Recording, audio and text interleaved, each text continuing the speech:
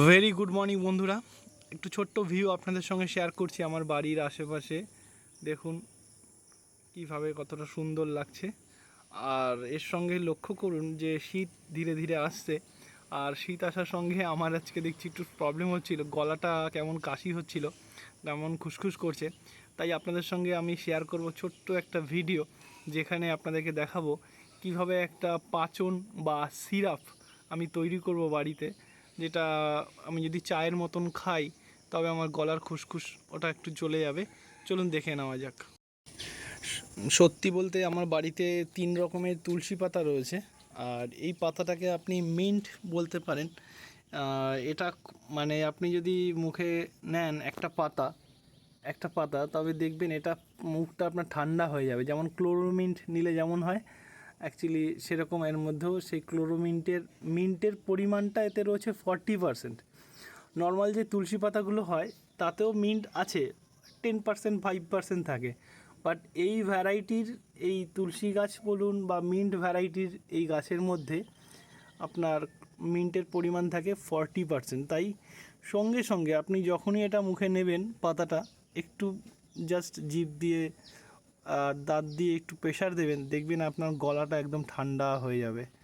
আরও কিছু তুলসী পাতা রয়েছে আপনাদেরকে দেখাই। এই দেখুন, আরও এক রকমের তুলসী পাতাই বলে, এটাকে রাম তুলসী বলে অনেকে, অনেকে আবার বাবু তুলসী পাতা বলে। এর সাইজটা অনেকটা বড় বড় হয়, আর গাছের সাইজটাও দেখুন কতটা বড়। আর এই পাতাগুলো সেম টু সেম তুলসী পাতার মতনই টেস্ট এবং ঝাঁঝ আছে। এটাও খুব উপকারী আমাদের জন্য।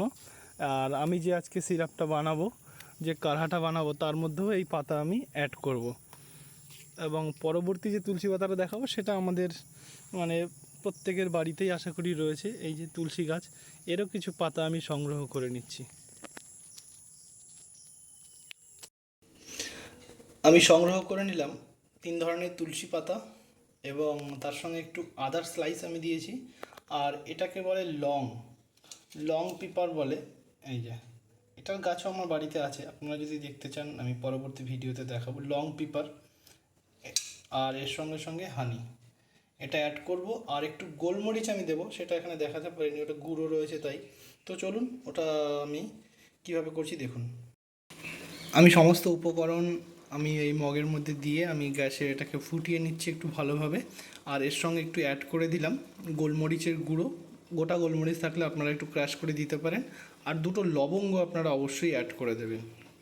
তো চলুন প্রসেস হওয়ার পরে আমি আপনাদেরকে দেখাই। তো ফাইনালি আমার কাঢ়া তৈরি হয়ে গেল। এটা আপনি গ্যাসে 10 থেকে 15 মিনিট একটু স্টিম দিবেন, এবং তখন মধু অ্যাড করবেন না। এটা কমপ্লিট হয়ে যাওয়ার পরে আমি যেমন মধু অ্যাড করে দিচ্ছি, এইভাবে আপনারা পরবর্তীতে মধু অ্যাড করে এটাকে আপনারা একবারে চুমুক দিয়ে খাবেন না, যেভাবে চা খায় সেভাবেই সিপ করে এটাকে আপনারা পান করবেন। তাতে কি হবে, এই কাশিটা অনেকটাই কমে যাবে এবং গলাটা অনেক বেশি ফ্রেশ হয়ে যাবে। আর যদি লেবু থাকে 2 ফোঁটা লেবুর রস এতে অ্যাড করতে পারেন। Thank you for watching this video. Support করবেন, ভালো লাগলে শেয়ার এবং সাবস্ক্রাইব করবেন। Thank you.